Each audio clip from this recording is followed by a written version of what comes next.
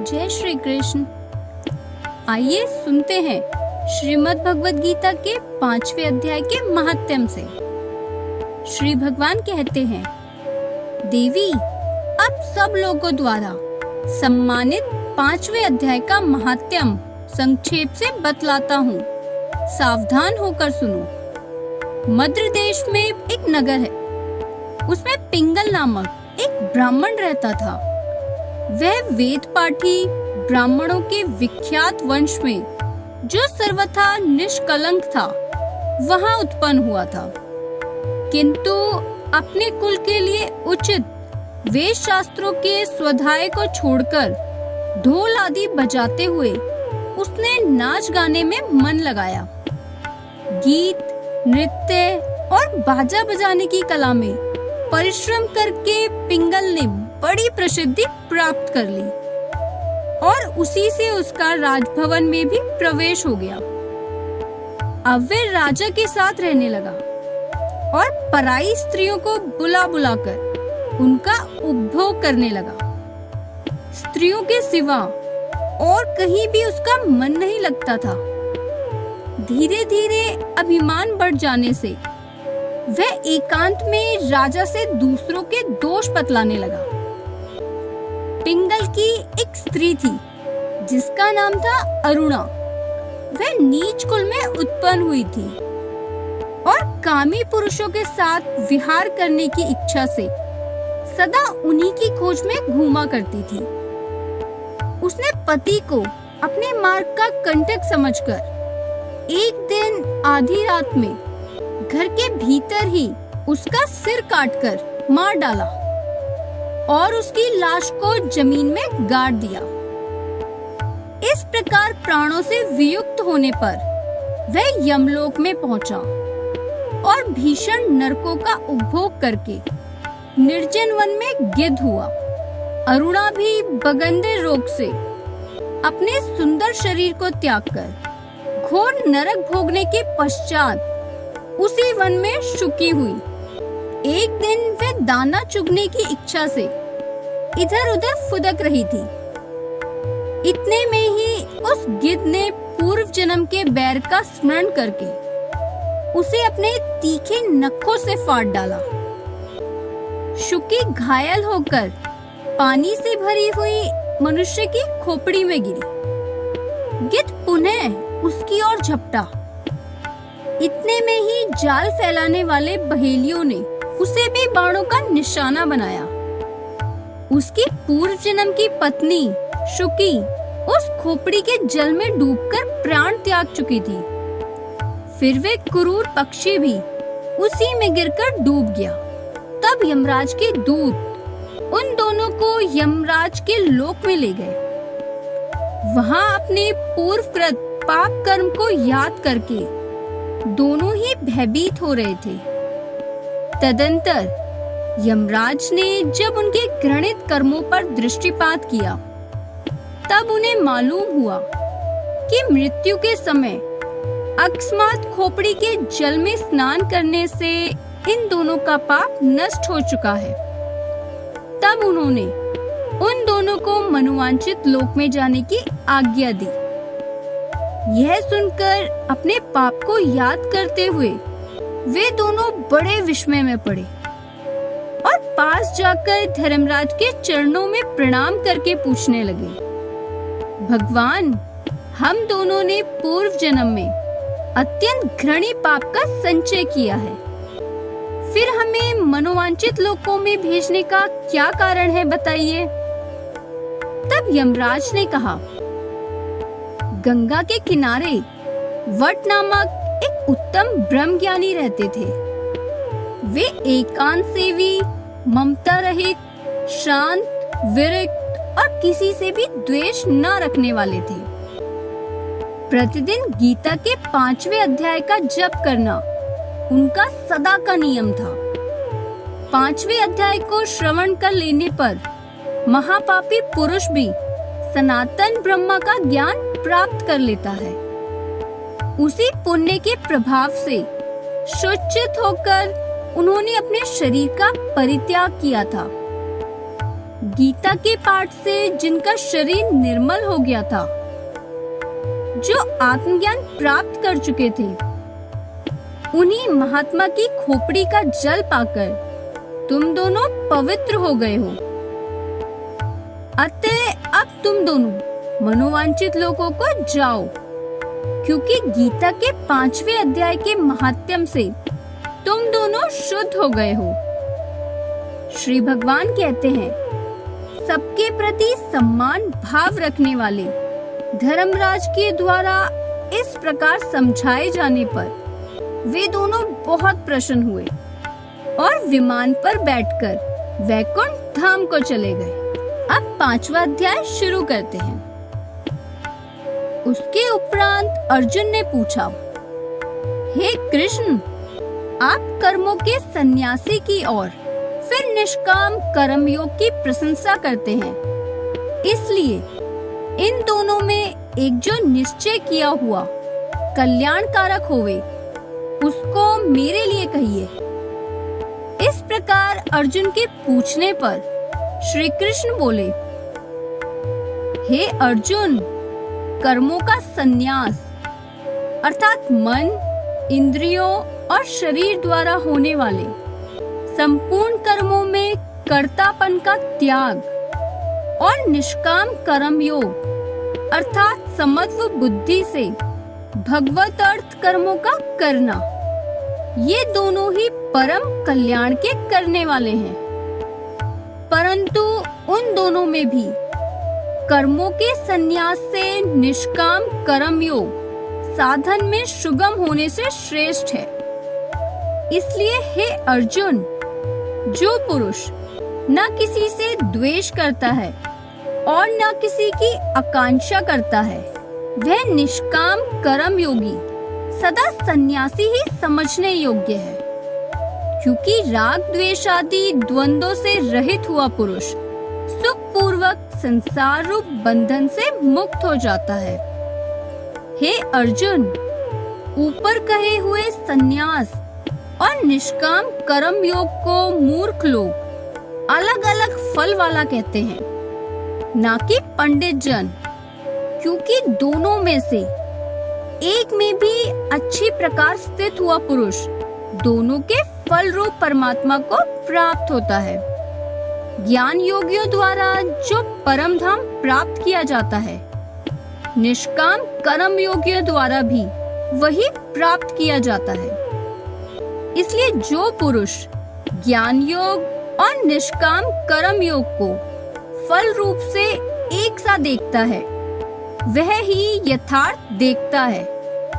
परंतु हे अर्जुन, निष्काम कर्म योग के बिना संन्यास अर्थात मन, इंद्रियों और शरीर द्वारा होने वाले संपूर्ण कर्मों में कर्तापन का त्याग प्राप्त होना कठिन है और भगवत स्वरूप को मनन करने वाला निष्काम कर्म योगी परम ब्रह्म परमात्मा को शीघ्र ही प्राप्त हो जाता है।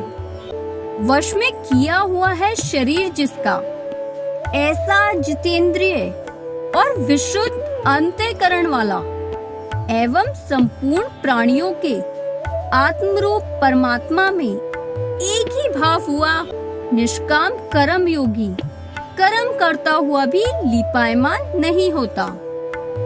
हे अर्जुन, तत्व को जानने वाला सांख्य योगी तो देखता हुआ, सुनता हुआ, स्पर्श करता हुआ, सूंघता हुआ, भोजन करता हुआ, गमन करता हुआ, सोता हुआ, श्वास लेता हुआ, बोलता हुआ, त्यागता हुआ, ग्रहण करता हुआ तथा आंखों को खोलता और मीचता हुआ भी सब इंद्रियां अपने अपने अर्थों में बरत रही हैं, इस प्रकार समझता हुआ निसंदेह ऐसे माने कि मैं कुछ भी नहीं करता हूँ। परंतु हे अर्जुन, देह अभिमान द्वारा यह साधन होना कठिन है और निष्काम कर्म योग सुगम है, क्योंकि जो पुरुष सब कर्मों को परमात्मा में अर्पण करके और आसक्ति को त्याग कर कर्म करता है, वह पुरुष जल से कमल के पत्ते के सदृश पाप से लीपायमान नहीं होता। इसलिए निष्काम कर्म योगी ममत्व बुद्धि रहित केवल इंद्रिय, मन, बुद्धि और शरीर द्वारा भी आसक्ति को त्याग कर अंतःकरण की शुद्धि के लिए कर्म करते हैं। इसी से निष्काम कर्म योगी कर्मों के फल को परमेश्वर के अर्पण करके भगवत प्राप्ति रूप शांति को प्राप्त होता है और सकामी पुरुष फल में आसक्त हुआ कामना के द्वारा बंधता है। इसलिए निष्काम कर्म योग उत्तम है। हे अर्जुन, वश में है अंतःकरण जिसके, ऐसा सांख्य योग का आचरण करने वाला पुरुष तो निसंदेह न करता हुआ और न करवाता हुआ 9 द्वारों वाले शरीर रूप घर में सब कर्मों को मन से त्याग कर अर्थात इंद्रियों के अर्थों में बरतती हैं, ऐसा मानता हुआ आनंद पूर्वक सच्चिदानंद घन परमात्मा के स्वरूप में स्थित रहता है। परमेश्वर भी भूत प्राणियों के न कर्तापन को और न कर्मों को तथा न कर्मों के फल के संयोग को वास्तव में रचता है, किंतु परमात्मा के शकास से प्रकृति ही बरतती है, अर्थात गुण ही गुणों में बरत रहे हैं। सर्वव्यापी परमात्मा न किसी के पाप कर्म को और न किसी के शुभ कर्म को ग्रहण करता है, किंतु माया के द्वारा ज्ञान ढका हुआ है। इससे सब जीव मोहित हो रहे हैं, परंतु जिनका वे अंतःकरण का अज्ञान आत्मज्ञान द्वारा नाश हो गया है, उनका वह ज्ञान सूर्य के सदृश उस सच्चिदानंद घन परमात्मा को प्रकाशता है, अर्थात परमात्मा के स्वरूप को साक्षात करता है।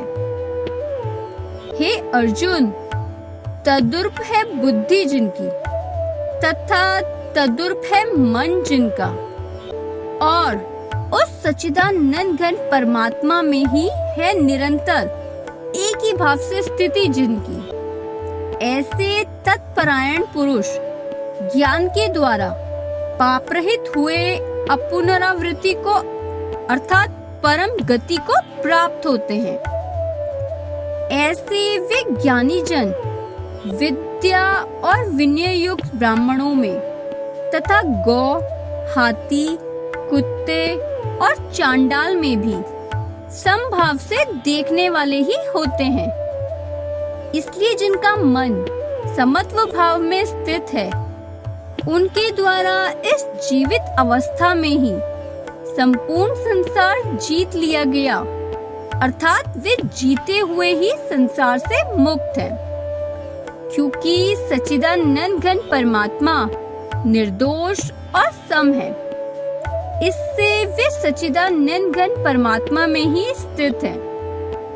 जो पुरुष प्रिय को अर्थात जिसको लोग प्रिय समझते हैं, उसको प्राप्त होकर हर्षित नहीं हो, और अप्रिय को अर्थात जिसको लोग अप्रिय समझते हैं, उसको प्राप्त होकर उद्वेगवान न हो, ऐसा स्थिर बुद्धि संशय रहित ब्रह्मवेत्ता पुरुष सच्चिदानंद घन परम ब्रह्म परमात्मा में एक ही भाव से नित्य स्थित है।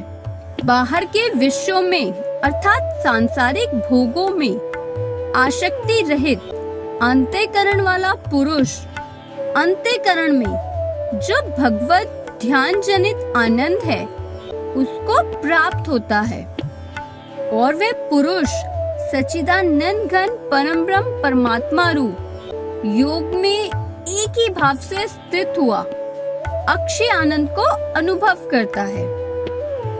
जो ये इंद्रिय तथा विषयों के संयोग से उत्पन्न होने वाला सब भोग है, वे यद्यपि विषयी पुरुषों को सुखरूप भासते हैं, तो भी निसंदेह दुख के ही हेतु हैं, और आदि अंत वाले अर्थात अनित्य हैं।